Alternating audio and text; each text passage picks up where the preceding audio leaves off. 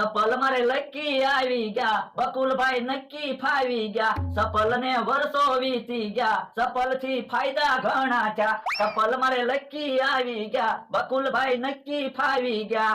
મેં તમને કહું સપલને દોરી હું કેમ બાંધો છો? એ અત્યારે લગન સીઝન ચાલુ છે ને, એક લગનમાં જમવા ગયો હોય ને કોક સપલ લઈ ગયું હોય તો એટલે. પણ આ ચપ્પલ ક્યાં હારા છે કોક લઈ જાય? હવે એમ નહીં કેતી હો, આ સપલ લકી છે. આ સપલ આવ્યા પછી તો મારે ઘણા ફાયદા થયા. શું ફાયદા થયા? એ સપલ આવ્યા પછી મને કોઈ જ દે કાંટા નથી વાગ્યા. પણ બળતણ કાપવા તો હું જાઉં છું, તો ક્યાંથી તમને કાંટા વાગે? આ તોય પણ આ સપલ લકી છે. તો લકી ચપ્પલ હોય ને તો ગળામાં પહેરાય, પગમાં ન પહેરાય. ના રે ના, ગળામાં સપલ પહેરીને હું ગામમાં જાઉં તો બધા મને ગાંડો ન સમજે. તો દોરી બાંધો છો તોય ગાંડા નહીં સમજે? ઈ તારું હાચું. તો સપલ માંથી દોરી ખોલી નાખું અને બે સપલમાં નામ લખી નાખું બકુલભાઈ, એટલે કોક સપલ લઈ જાય તો પાછા દઈ જાય ને. પણ આ ચપ્પલને તમે 7 વખત તો હંધાવ્યા. હા તો ભલે આજે 8મી વખત તૂટી જાય ને તો ભાવનગર સપલ હંધાવા જવું છે. પણ ગામમાં જ છે દુકાન ચપ્પલની. એ ન્યાય રે ના, ઈ ભાઈએ તો ના પાડી દીધી ઈ કે હવે સપલ તૂટે ને તો અહીંયા તો આવતા જ નહીં.